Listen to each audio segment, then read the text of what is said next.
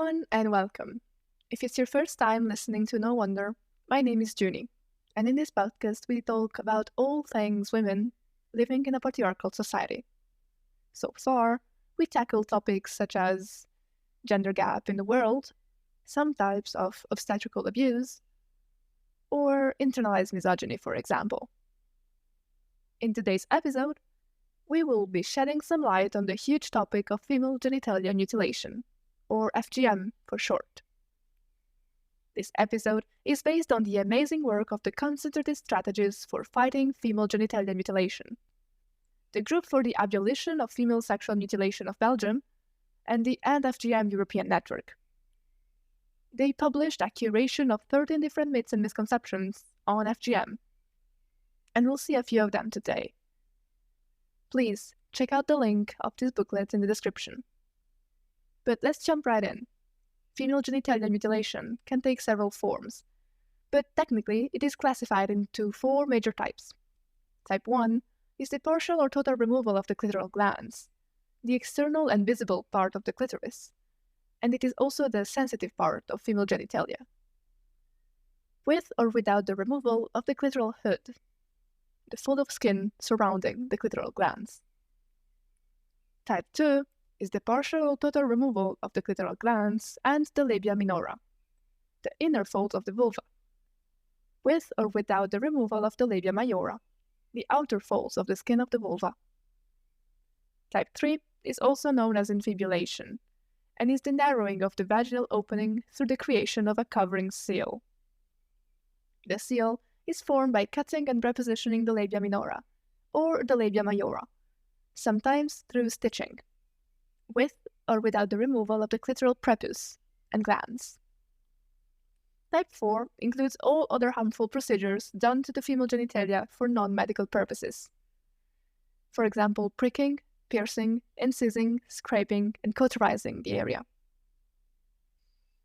Female genital mutilation is also called circumcision or genital cutting, and it is a form of gender-based violence that happens to women just because they're female. The practice can cause very strong feelings in people, and it is also not very well understood by the general public.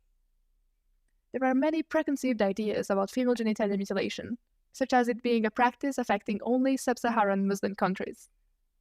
These ideas too often stigmatize these communities, portraying them as barbaric, and the women affected as passive victims. Therefore, a better understanding of FGM is vital in providing quality services to those affected. Also, the idea that FGM is practiced only in Africa has been around for a long time. However, it is incorrect, since there is evidence of its presence in countries such as India, Indonesia, Iran, Malaysia, Pakistan, Oman, Singapore, Sri Lanka, and Yemen. It is done by some Kurdish communities in Iraq and Syria, and in indigenous communities in South America, such as the Embera in Colombia and Peru. Also, it is practiced by migrant population in Europe and Australia and North America. In 2019, it came to light that FGM is being practiced by a white Christian community in the United States. Seeing FGM as an African practice presupposes that all African communities practice it, which is far from the truth. In many sub-Saharan African countries, FGM is not practiced, or only done by some minorities. Among the key reasons that FGM is presented as an African problem is that the World Health Organization and UNICEF publications often show the data collected from countries that do agree to add the topic on questionnaires that are often labeled as sensitive. However, many countries in Asia have not added this, and for this reason, there were no official approved figures in those countries, as there were in Africa. Indonesia is a good example of this. Several activist organizations have been highlighting the practice of medicalized circumcision in Indonesia, but the authorities refused to introduce the FGM-specific module in their surveys. This has now been done and has allowed for the prevalence of the practice to become more visible. In fact, more than 50% of girls aged 0 to 14 have undergone FGM in Indonesia. In 2019, an estimated of 4.1 million girls were at risk of being cut. In 25 countries where FGM is routinely practiced and data is available, an estimated 68 million girls will be cut between 2015 and 2030, unless a concentrated and accelerated action is taken.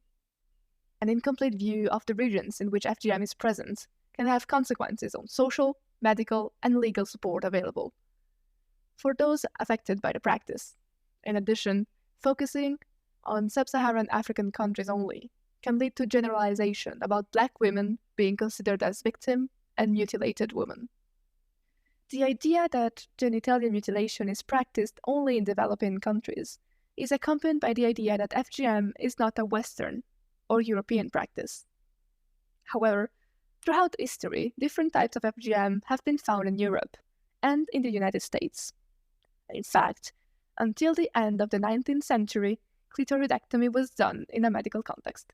Women were cured by removing their clitoris illnesses, such as hysteria, nymphomania, homosexuality, and masturbation. Once it had been proven that the practice had no positive effects on health, this form of FGM was banned in Europe. All European Union member states criminalize FGM, either through specific provisions or through general provisions in their respective criminal codes. Despite the law prohibiting FGM in all European countries, however, people living in Europe are still affected by it. Estimates based on census data from more than 10 years ago, therefore quite outdated, indicate that 500,000 women and girls are living in Europe with the lifelong consequences of mutilation.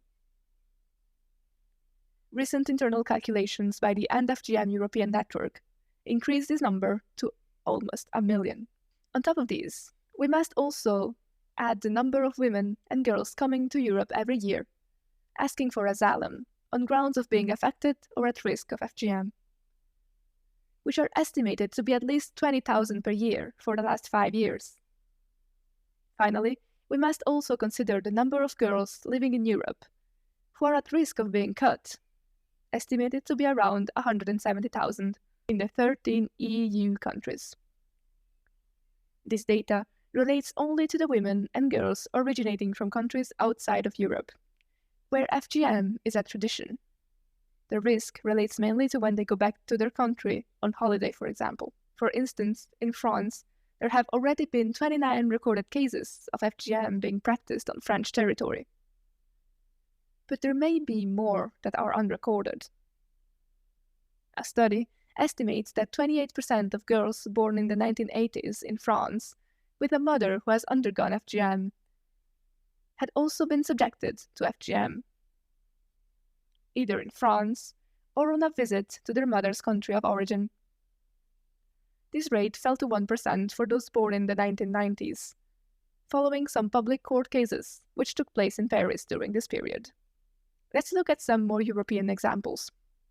In Belgium, specialized organizations have been in contact with doctors who have received requests from parents to practice FGM on their child.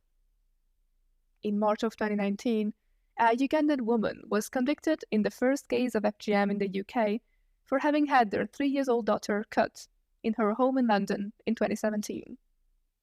It is vital that everyone, professional or citizen, raise any risks or cases of FGM in which they may be witness. This will potentially save hundreds of thousands of girls living on European territory. The aim of reporting is not necessarily to punish those involved, but above all, to put in place mediation and awareness raising in order to protect the girls. The second myth we will be tackling today is female circumcision obligatory in Islam? Religion is one of the reasons most often raised in defense of FGM. The practice is often seen as a Muslim practice, and this is because it's done by different Muslim communities. Nevertheless, not all Muslim communities carry out FGM, while several Christian do. This is the case in Burkina Faso and Sierra Leone, for example, where FGM is practiced both in Christian and Muslim communities. Although mutilation is mentioned in certain sections of some religious texts, the practice is not obligatory in Islam nor in other religions. Some religion authorities oppose the practice, others encourage it. FGM is practiced in a complex context of norms and beliefs. And these are some of the arguments used in favor of the practice: tradition, social cohesion, controlling of women's sexuality, beauty, etc. Many combinations of these are possible. And although religion it is sometimes included in this context, this element cannot on its own explain its existence and durability. There is a difference, however, between the African continent and Asia. In sub-Saharan Africa, the practice precedes monotheistic religions.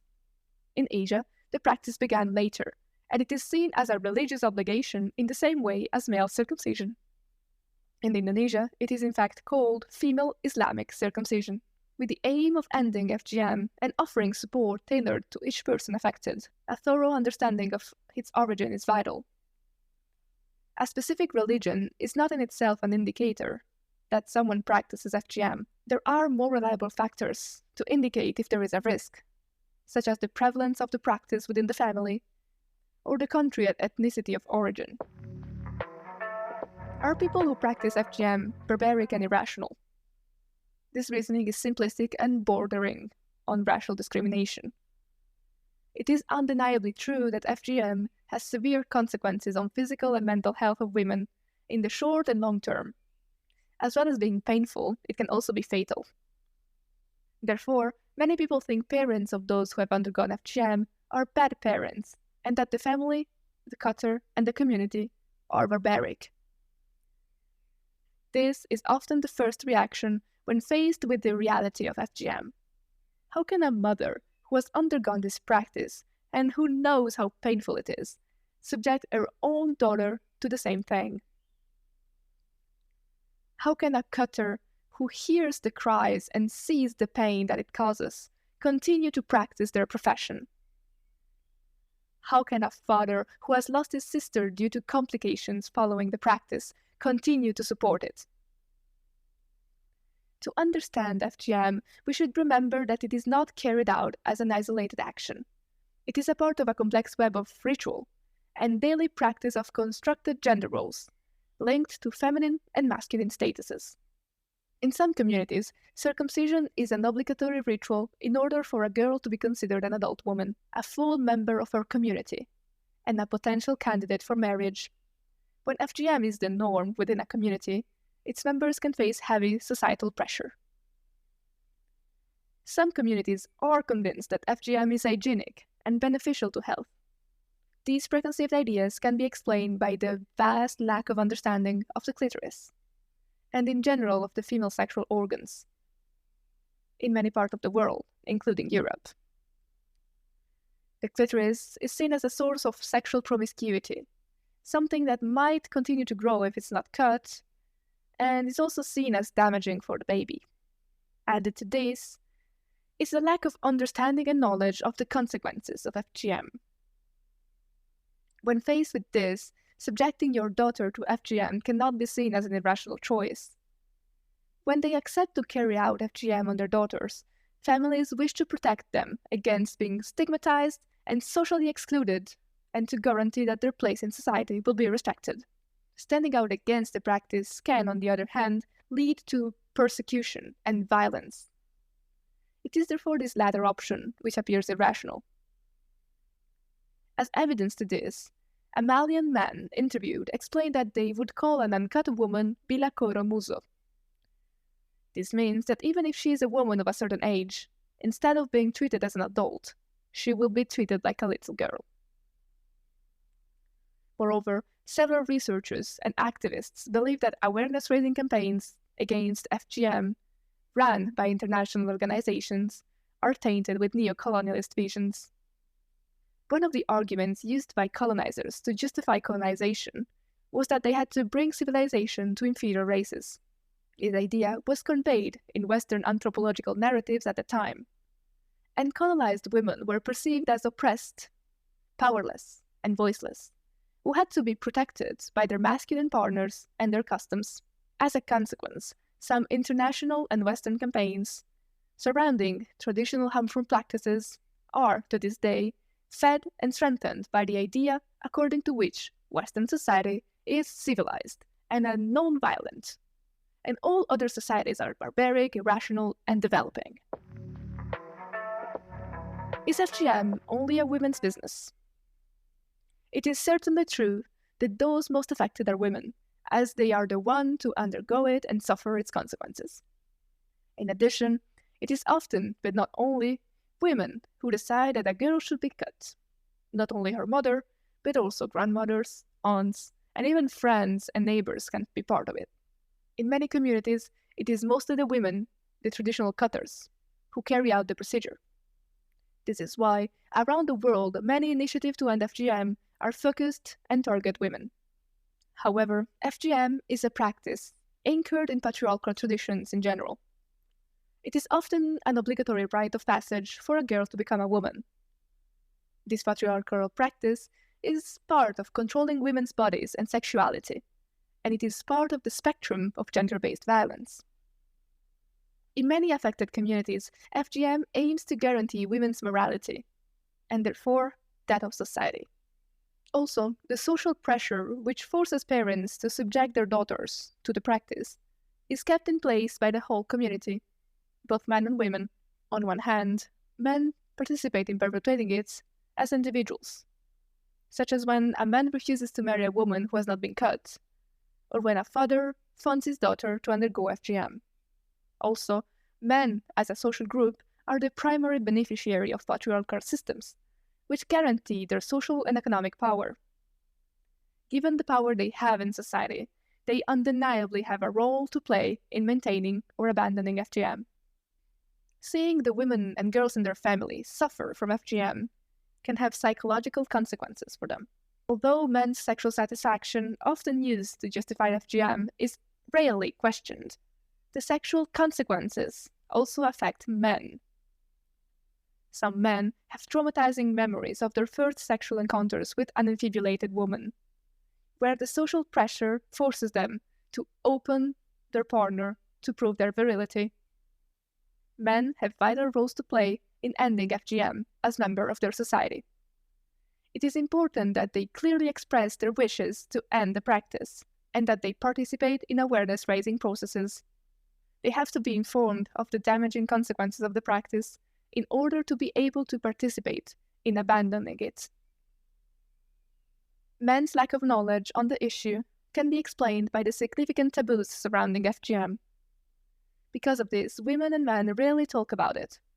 They do not know each other's opinion and continue to practice thinking that the other wishes for it to continue.